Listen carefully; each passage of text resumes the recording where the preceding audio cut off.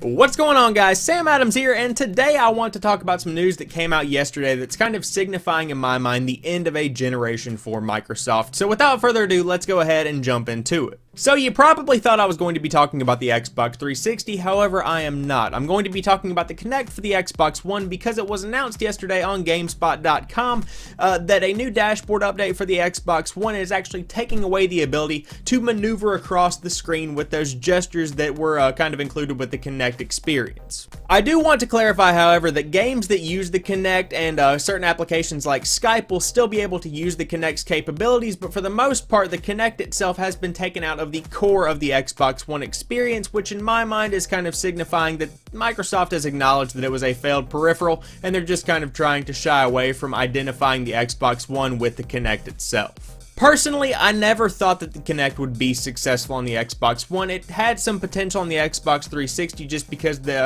audience was a little bit wider than it is on the Xbox One, but for the most part, those that are playing games on the One are there for Gears of War, are there for Halo, are there for Forza, are there for Tomb Raider. These hardcore games just simply don't use the Kinect and never will. However, part of me does recognize that the Kinect was definitely a revolutionary piece of technology and a peripheral that's probably going to have an impact in the gaming industry further down the line rather than just today like they were hoping it would.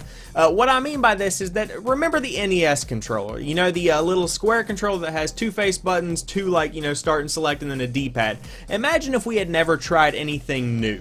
You know, if we had just accepted the fact that that was the kind of game control that we would always have. Do you know how hard it would be to play Fallout 4 with that thing? The fact that someone tried analog sticks one day was totally revolutionary. It changed the course of gaming forever, and that's what Microsoft was trying to do with the Kinect. Another thing that comes to mind that's kind of failed in more recent terms is the Steam controller.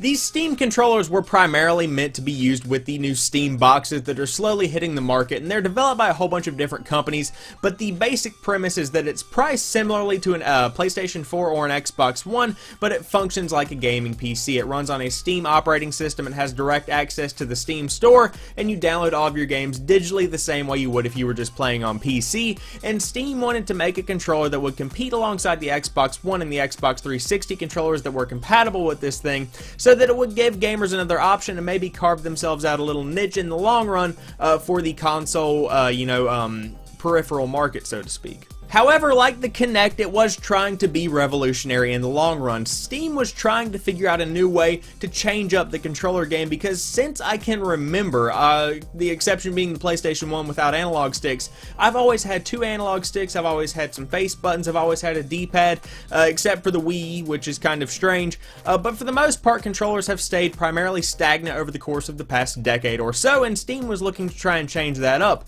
Did it take with the audience? Definitely not, but could it potentially give some inspiration for the next big controller somewhere down the line? It very well might. Ultimately, at the end of the day, what it's important to remember as the Kinect is dropping in sales and support, it seems like, and as the Steam controller never really gets off the ground, it's really important to remember that failure is a huge part of revolution in indie industry, whether it be the food industry, the entertainment industry, the technology industry. There is always going to be failure, and with that failure, people will have new ideas of how to counter that failure, and the next big thing will suddenly emerge and everyone will be all over it. One of the industries that comes to mind with that is VR. Virtual reality is exploding with the PlayStation, with the Xbox, with PC, especially with Oculus, and Samsung Gear VR just went on sale yesterday at $100 at Best Buy. It's definitely an interesting time for hardware itself, and although these things are failing and waning off and slowly, dropping into oblivion and into gaming history, they definitely stood for something whenever they were around, and we are going to remember them